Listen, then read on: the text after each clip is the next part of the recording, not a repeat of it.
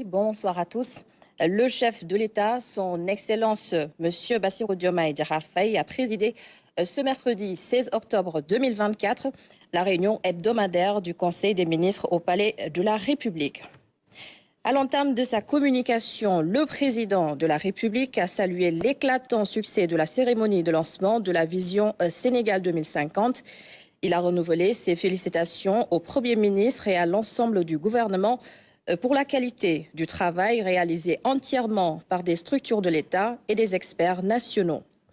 Dans la même lancée, il a demandé au Premier ministre de vulgariser le document auprès de toutes les forces vives de la nation et des populations en vue de l'appropriation collective et de l'implémentation participative rapide du masterplan défini sur 10 ans avec une phase d'amorçage quinquennale à partir de 2025.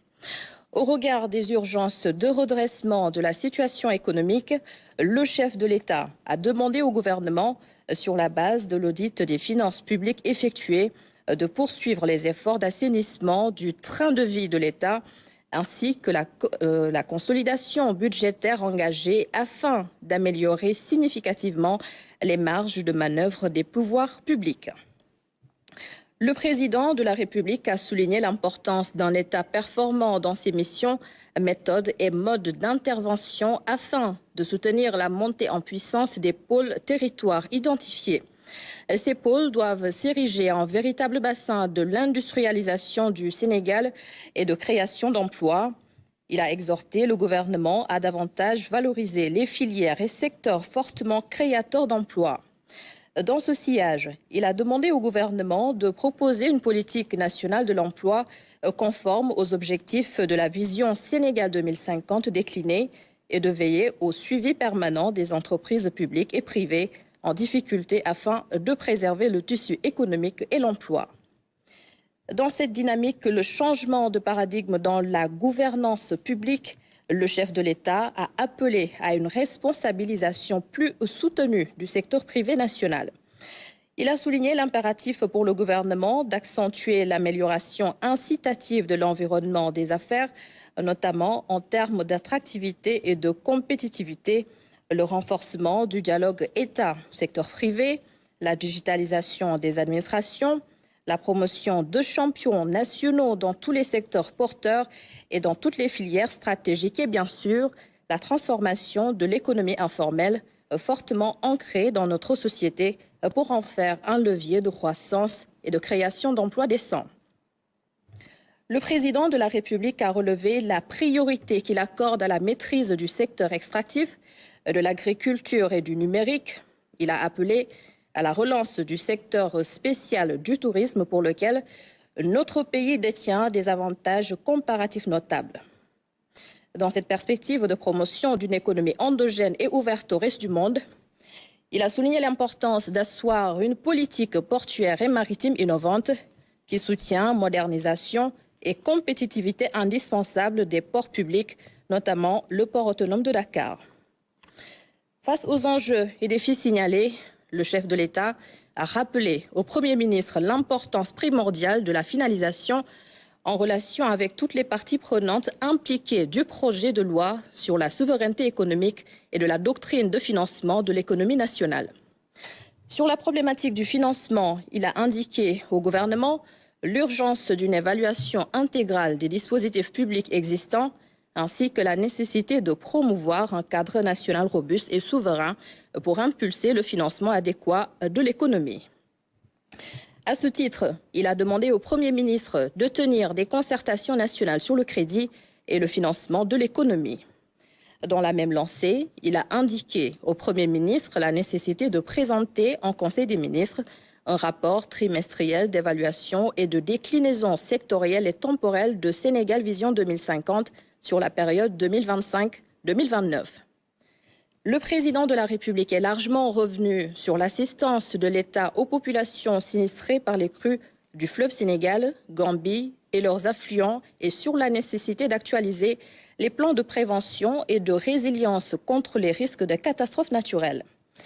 Il a exprimé la compassion de la nation aux populations sinistrées et demandé au gouvernement d'intensifier la mise en œuvre du plan d'urgence de riposte et de secours ainsi que la préservation des cultures, du bétail et des différentes activités économiques des zones touchées. Au regard des dégâts importants constatés et des risques de récurrence du phénomène lié au changement climatique, le chef de l'État a indiqué au gouvernement la nécessité d'actualiser les dispositifs nationaux de protection civile adaptés. À ce titre, il a relevé l'urgence d'intégrer le principe directeur de la prévention des risques par un suivi systématique de la situation hydrologique nationale en relation étroite avec l'OMVS et l'OMVG. D'où la nécessité de concevoir des plans d'aménagement adaptés des localités établies le long des fleuves et de leurs affluents et de mettre en œuvre des plans de résilience pour indiquer les effets des crues sur les habitations et les activités économiques. Le président de la République a informé le Conseil qu'il se rendra les 18 et 19 octobre 2024 dans la région d'Okédougou pour notamment visiter les zones sinistrées le long de la Falémé et apporter la solidarité de la nation aux populations concernées. Saisissant l'occasion de la célébration de la Journée mondiale de l'alimentation, le chef de l'État a insisté sur l'impératif d'asseoir notre souveraineté alimentaire à travers l'accélération de la mise en œuvre d'une politique agricole rénovée et ambitieuse. À cet effet, il a indiqué l'urgence de redéfinir les objectifs d'aménagement hydro-agricole, particulièrement au niveau des vallées du fleuve Sénégal et de la Nambé, pour accroître de façon significative les surfaces emblavées, de même que les productions rizicoles, avec le développement de la mécanisation et l'accroissement des systèmes de maîtrise de l'eau. Le président de la République a demandé au Premier ministre de prendre des mesures urgentes pour réviser, en fonction des nouveaux objectifs d'aménagement et de production fixés, les lettres de mission et les moyens d'intervention de la Société nationale d'aménagement et d'exploitation des terres du delta du fleuve Sénégal-Sayed et de la Société de développement agricole et industriel, Sodagri en particulier. Il a rappelé le haut ministre de l'Agriculture l'urgence de sécuriser les assiettes foncières à des domaines agricoles communautaires et de l'ISRA en vue d'intensifier le rythme de production des semences certifiées en quantité suffisante. Il a demandé au gouvernement de renforcer la transformation locale de la production agricole nationale, tout en soulignant que la filière riz devra être mieux accompagnée par la baisse des coûts de l'énergie durant la transformation, avec le recours notable à l'énergie solaire au niveau des rizeries installées. Il a, en outre, relevé la nécessité de faire la situation et de présenter les perspectives de développement des centres polyvalents de formation en agriculture. Le chef de l'État a invité le gouvernement à renforcer davantage le secteur des pêches au regard de sa contribution significative à la qualité de l'alimentation des populations. Dans cet élan, il a demandé au Premier ministre de renforcer les ressources allouées au sous-secteur porteur de l'aquaculture afin de permettre le maillage optimal du territoire national. Le président de la République a demandé au Premier ministre d'engager la réflexion pour la création, à terme, d'un Conseil national de l'alimentation.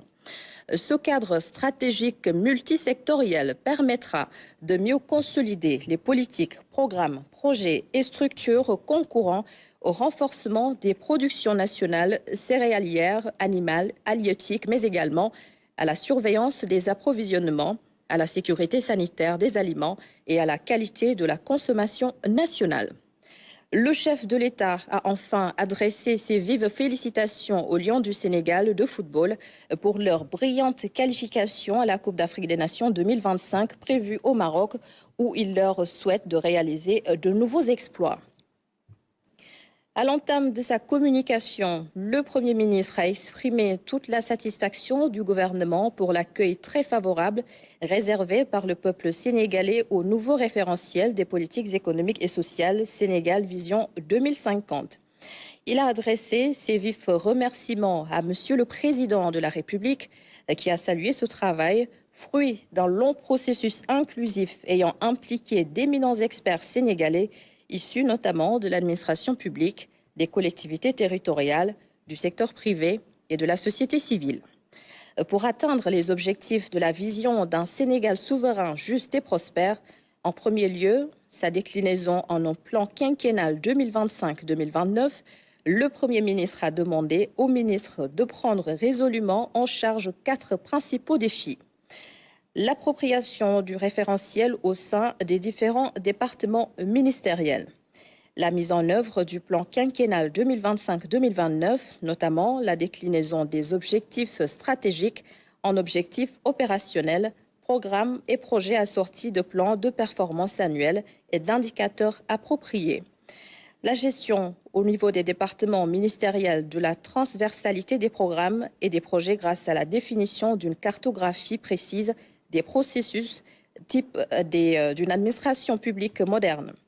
Le renforcement des capacités des ministères en matière de conduite de plans stratégiques. Abordant le second point de sa communication, le Premier ministre a rendu compte à Monsieur le Président de la République de l'exécution de sa directive relative à l'accompagnement du retour des déplacés de Casamance pour leur réinstallation adéquate. Ainsi, un conseil interministériel tenu le 8 octobre 2024 a abouti à la mise en place d'un plan Diomaye pour la Casamance articulé autour d'un plan d'action détaillé d'un budget total de 54 milliards de francs CFA pour une réinstallation adéquate des déplacés dans leurs localités d'origine respectives et dans des conditions satisfaisantes de vie sociale. Le Premier ministre a exhorté les ministres en charge de l'exécution du plan d'action, chacun en ce qui le concerne, de veiller à une planification optimale des tâches, à une coordination étroite des interventions, ainsi qu'au respect scrupuleux des engagements souscrits et des délais d'exécution. Au titre des communications des ministres. Le ministre de l'Intérieur et de la Sécurité publique a fait une communication sur la situation des inondations suite au débordement des eaux des fleuves du Sénégal et Gambie. Le ministre de l'Hydraulique et de l'Assainissement a fait une communication sur la situation hebdomadaire de la gestion des inondations. Le ministre des Pêches, des Infrastructures maritimes et portuaires a fait le point sur le port de Nahonga, Foundiougne et les ports secs. Le ministre de l'Agriculture, de la Souveraineté alimentaire et de l'Élevage a fait une communication sur les mises en place et cessions des intrants agricoles 2024, l'état des cultures et le suivi des exportations de produits horticoles. Au titre des textes législatifs et réglementaires. Le Conseil a examiné et adopté le projet de décret portant collecte de la rémunération pour copie privée. C'en est tout, Anne-Marie. Merci beaucoup, Adama Anouchkaba. À l'instant, donc, la lecture du communiqué du Conseil des ministres tenu ce mercredi. Je vous l'annonçais en début de journal, l'Union européenne soutient la vision à Sénégal 2050 reçue cet après-midi par le chef de l'État. La commissaire aux partenariats internationaux parle d'objectifs communs dans les secteurs comme l'éducation, l'emploi, la santé et entre autres. La voici à sa sortie d'audience au micro d'Omani.